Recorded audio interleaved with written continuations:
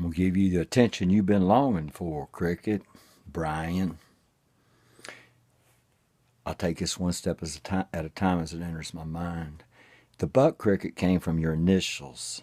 I had gotten in trouble on YouTube for using people's name. And at the time I named you, I didn't want to get sanctioned anymore for using people's names. I had already come up with other nicknames for people based on their initials. Resident Sickness, Crotch Mumps, Cowered Down. And when it came to you, Buck Cricket just popped into my mind. That's where you got the name. You're not so creative, but you will be now that I've instructed you as to how these came about. Now you'll go and create a name with my initials. Yeah, you always follow me. You always do. And the next thing, there's only two things you say that insult me. One is your claim that you know my daughter and sister. To this I say you're a goddamn psychopathic, unconscionable liar. You'd be shit under their shoes if you did know them. You've had no internet contact with them of any sort. None. You should use your imagination as to what Italians and Sicilians would do to you for making any kind of remark whatsoever in a public place about an offspring or any family member for that matter. Nothing's off limits for you. In fact, you don't even know you lie. No, you don't. It was a bad summer with Stan. I was out of my element. I had to try to adapt to get in there. And I wasn't very successful at it in the long term. What you don't know is what blew it all up was money. A few dollars. I was paying him back week by week, every goddamn week. First week 100, next week 150, next week 150. And he come unhinged before I could make the last payment. And he started making threats. And I saw that I was going to have to get out of there without him knowing it, because if I paid him off, even if it was just, he would have let me continue to stay there, even if I just owed him $1 fucking dollar. But it was 140. I had better get out of there, because he had told me that he was going to set my stuff on the street. It's his house. He had the power. It's the only time I've ever been off my turf and had to back up. I've never backed up in my life.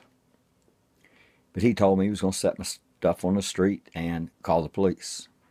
So I made the best move I could make to get out. And then that didn't work. And no, I did not get my ass whipped. I got drunk that night. Oh yeah. I went into a blackout. And I can't say I didn't flirt with the man's wife. But I can testify that I woke up in the morning, I had no idea about an ass whip until 2 or 3 days later, and somebody brought it to my attention that my ass had been whipped. I didn't have a sore spot on me, a mark of any kind. I went back and looked at the videos. There's no swelling in my face. You're a goddamn liar. And as I've told you, you have no regard for truth whatsoever. I'm sure you think you're telling the truth. The other thing that pisses me off that you say is that you know my entire life. You're one sick motherfucker. You are deranged on your own words. Every video is nothing but a repetition of the video before, the video before, the video before. Just repetition. You've said the same things over now for 30 videos. You've made 50 going by the titles. All I do is scan down the titles and watch a video here and a video there. You've made 50, all concerning me, and 12s since I've made one about you. So here you go. Are you sitting there pounding it? You're getting some fucking attention. The last 3 years of my life is the only time I've been in this predicament ever in my life. And it started with the economy when I moved to a bankrupt town so that my wife wouldn't have to drive back and forth anymore. I left a job that I was told I would still have if I moved. I was just going to have to drive some distance. I didn't mind. That was taken from me. And in this town, there was no employment. None. I got a little bit here and a little bit there and joined the ranks of those who were trying to get employed. So that, I'm making all these, I'm succumbing to your level and making these explanations just to see how much you ignore and how much you continue to lie about. I started delivering papers when I was 8. I got a job at a gas station when I was 15. I started working at UPS when I was 17. I lied about my age and got a job. Then I became a tree cutter for power lines. Then I went to a bleach factory. I was married at this time. Then I started out doing what I've always, finding my niche. I went to work for a roofer. And I did that for years. Then I went to work for a steel mill immediately, from roofing to a steel mill in 1979.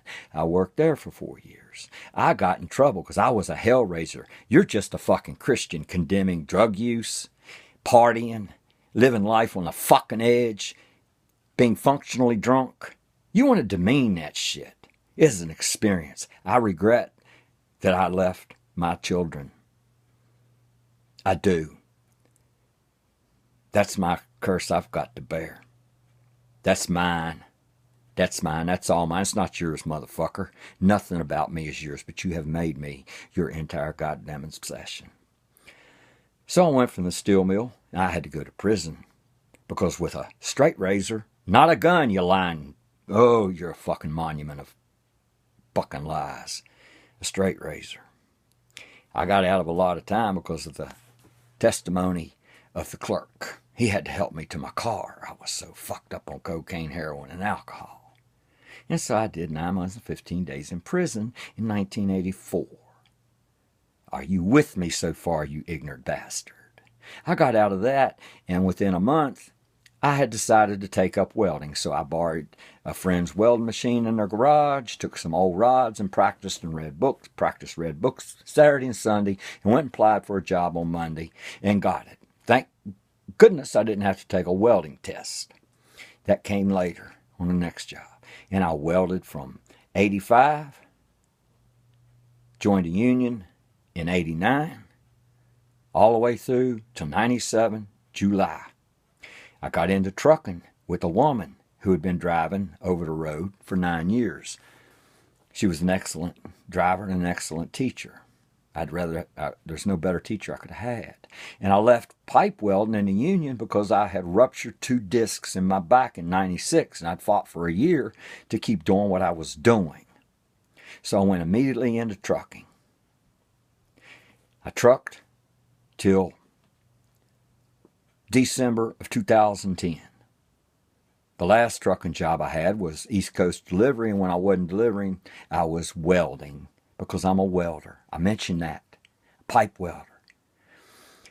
Then I went to work full-time for my sister in her restaurant in December of 2010 and stayed there till December of 2012 when my third wife was tired of driving back and forth. So we moved to Covington, Virginia. And it's a desolate town. It's got one industry. And they're corporate-minded. And they blocked out other industries, and it's a pitiful town.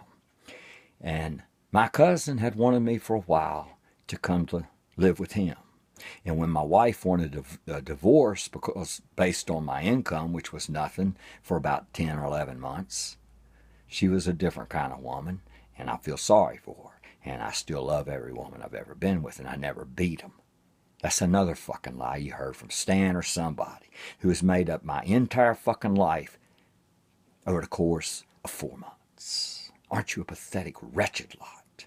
Oh, and my argument with Connie, you don't know the other side. You don't know the back and forth bipolar messages that I dealt with for a couple of weeks. And then finally one night I said, fuck this shit. And yeah, I get passionate. I cuss.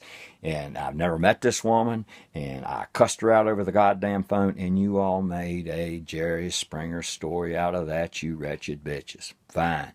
I'm sorry, Connie. I tried to apologize. She kept coming, going. And yes, she loaned me some money. And I was very grateful. Circumstances haven't been good since then. So I stayed a year at my cousin's. And then we fell out. You've made up your own fucking reasons. You've heard Richard's reasons. But I don't talk about family in a negative way. I'm not going to here. You keep making up whatever the fuck you want. Let Richard make up whatever he wants. I know the truth of the matter. I worked my ass off on that piece of land. And when I wasn't working my ass off, when Richard was on that piece of land, he was sitting in the house getting high, doing nothing.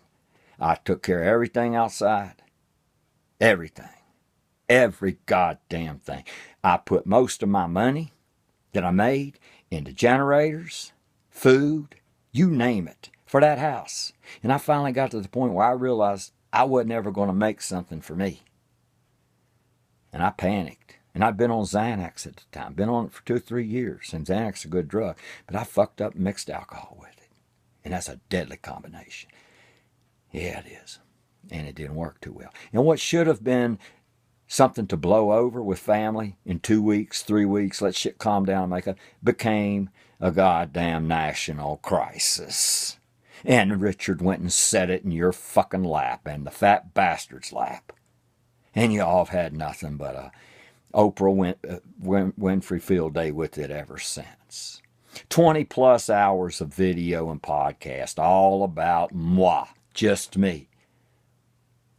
Keep going. You're going to make a fucking celebrity out of me, and Stan's dream's going to come true, except I'm going to get the goddamn money. Just thanks to you all. You do all the work for me. So where am I now, Cricket? Keep making up shit. Keep making up shit. The only time I was homeless in my life was in Arkansas. Moving there was a mistake that I look back and I regret, but as I replay it in my mind, I can't see that it would have gone down any other way given the circumstances, Stan's desire for me to come there, my sister been pissed at me, and she's meaner than I am. And you've made all that your business. You don't know my sister. I doubt if you can name her name. You'd never conversed with her. I just took her a video of yours that was 7 minutes long, shortest fucking one I could find. She watched 30 seconds of it, and she said she was ready to gag. She said, this is the guy that hates you, and you know. She don't understand the start of the war where you went stabbing me in the back because you didn't approve of the battles I was having with homophobics, and now you've joined with the biggest homophobic of all, Resident Sickness, and Cody Drown, and Coward Down, whatever his fucking name was. Yeah, you've chosen sides with the most wretched bunch on my circle of social media, however far that goes. And no, I'm not God. No, I don't aspire to be. And no, I'm not a clan. And no, I don't want to be. Or a cult. I like a clan. I'm always clan-minded. My ancestors come from Scotland, and it always felt like the right thing to gather up family and close friends and form a community. You know, it's a new day and age. That shit don't happen. So the only time I was ever homeless in my life was in that wretched place called Arkansas.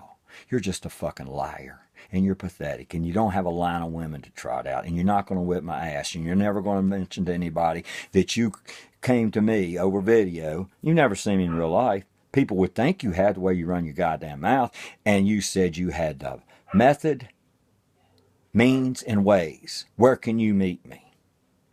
I didn't claim to have the money for a plane ticket. Now, the last thing I'm going to say right here, and this is the longest video I've made in months and months. Last thing I'm going to say is, to mock in any fashion, form, any person, homelessness, alcoholism, drug addiction, unemployment, takes the lowest piece of whale shit on the planet.